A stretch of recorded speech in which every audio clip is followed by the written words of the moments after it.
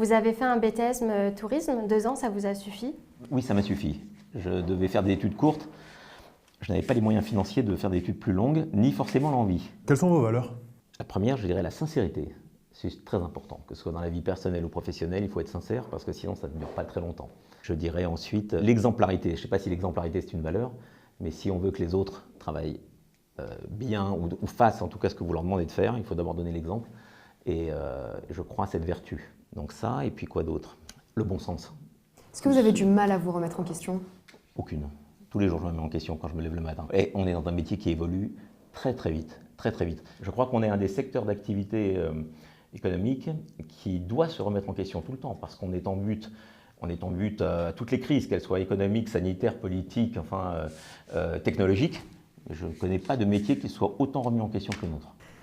Comme vous pouvez le voir, nous sommes 3 femmes. Est-ce que ça vous dérange de rendre des comptes à des femmes? Il n'y a pas de problème, je suis lesbien, j'aime que les femmes. Aujourd'hui, il est important de concilier vie privée et vie professionnelle. Qu'en pensez-vous? Fondamental. Si vous voulez des clients satisfaits, il faut des collaborateurs heureux. Je crois que quand les gens sont heureux au travail, ça transparaît vis-à-vis des clients.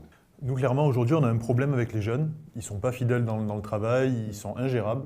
Qu'est-ce que vous ferez, vous? Comment on les gère? Comment on les garde? Je crois qu'aujourd'hui, les mœurs évoluent, les besoins des gens évoluent, les goûts des gens évoluent. Donc, je crois qu'il faut s'adapter et puis il faut leur donner envie. Nous avons nos bureaux à Saint-Ouen, ça vous pose un problème? Je prendrai sur moi. Et on a envie de se délocaliser sur Paris.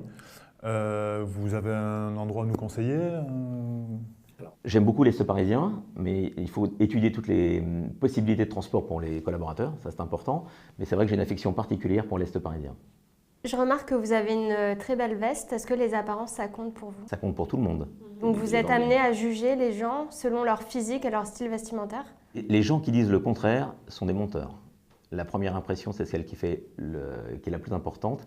Et vous avez beau dire tout ce qu'on veut, les gens vous jugent par votre apparence, par votre discours, par ce que vous êtes et d'où vous venez. Vous êtes sportif? Tout à fait, beaucoup. Qu'est-ce que vous avez fait comme sport? Surtout de l'escrime, c'est mon sport de base. Donc j'ai commencé, j'avais 13 ans. Et puis j'ai complété avec des sports de raquettes. On fait toujours des sports individuels. Le tennis et beaucoup de squash. Mais mon sport de base, c'est l'escrime. Si vous étiez un personnage Walt Disney, lequel vous seriez et pourquoi? Un personnage de Walt Disney. Mowgli, dans le livre de la jungle. J'aimais bien Balou, c'est pour ça. Non, Balou, tiens, voilà, Balou, oui, plutôt que Mowgli. Il est un peu feignant, Balou, non? Il est feignant. Oui, un peu. Il est un bon vivant, voilà, comme moi.